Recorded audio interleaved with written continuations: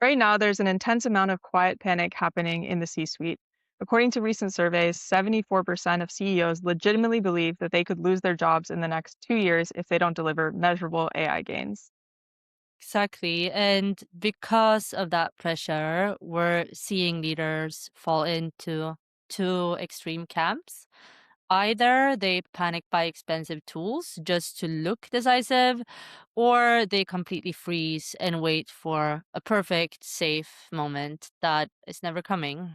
Yeah, so today we're going to talk about the two main failure modes of executive judgment when it comes to AI, what true confidence actually looks like, and how ownership and delegation have to shift for leadership teams in this era.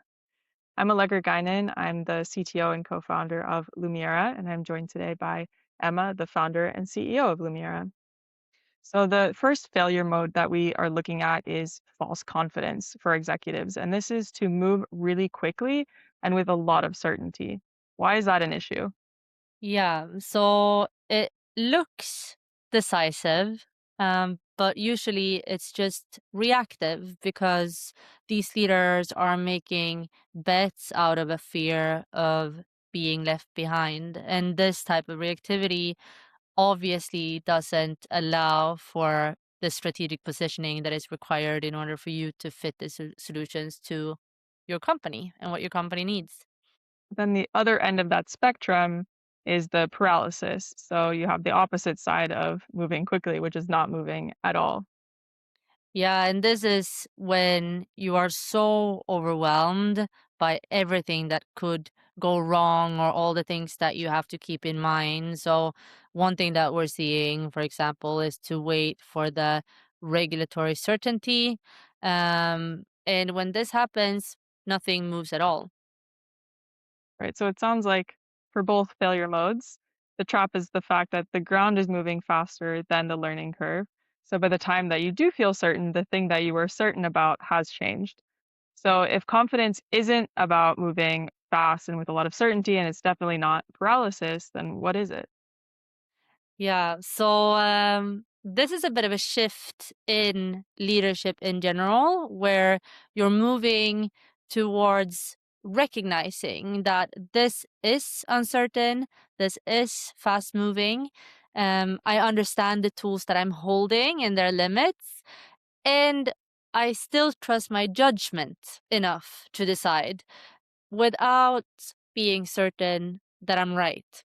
So it's a matter of really facing or confronting the volatility of this rapidly shifting environment whilst maintaining the conviction to act on the variables that you control today. So certainty is the wrong target here. Instead, what you should be aiming for is sharpened judgment. So executives normally rise by delegating. It's just the nature of the job. But when we talk about AI decision making and AI transformation, how does that ownership shift for an executive? So the one thing to get absolutely clear on is the boundary between what to delegate. And for AI implementation success and AI transformation, 70% of business and people transformation is really what you should focus on if you're on the business side of things. So if you're a CEO or COO, or if you have any type of similar position. And then you can delegate the 30% that is more technical, right? So the algorithms, the tech infrastructure, and so on, can be more owned by engineering.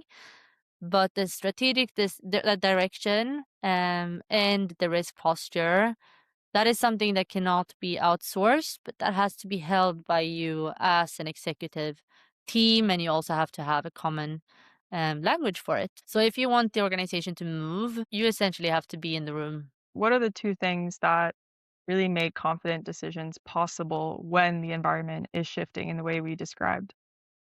So what I just mentioned in terms of having a clear direction, which is the future state that you're building toward. Where are you going with your leadership, with your company? And then also having an honest position. So, what are your current capabilities? What are your current constraints? Another thing that is important to do is to essentially keep the receipts. Because in AI transformation, we already know that almost all AI initiatives that we've seen, they require course correction over time.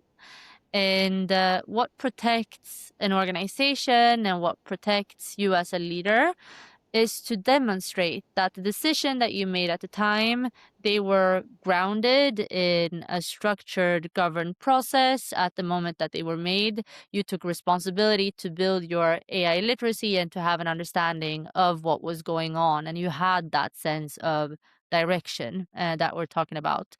So keep a decision log in order to make sure that you can fail forward safely. Yeah, very good advice. And we'll leave you listeners with this question to discuss with your team and to force clarity as well. Which aspects of your current AI roadmap are you owning directly, and which are you delegating to business leads, and which are the market noises and signals that you can actually ignore? And for the rest of the questions and how to accumulate your judgment as an executive in the AI era, check out our Substack and follow these podcasts. Thank you, Emma, for joining. Thank you, Allegra.